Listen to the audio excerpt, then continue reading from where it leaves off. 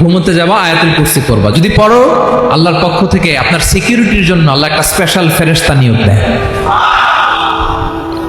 সকাল পর্যন্ত আপনার সিকিউরিটি দেয়, শয়তান আপনার কাছে আসতে পারে না। ফজরের পরে পড়লে মাগরিব পর্যন্ত সিকিউরিটি, প্রোটেকশন ফ্রম আল্লাহ।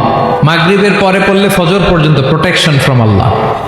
তাহলে this Ayatul Kursi should be our wazifa, daily wazifa at every morning and every evening for every Muslim. ঠিক কিনা বলেন?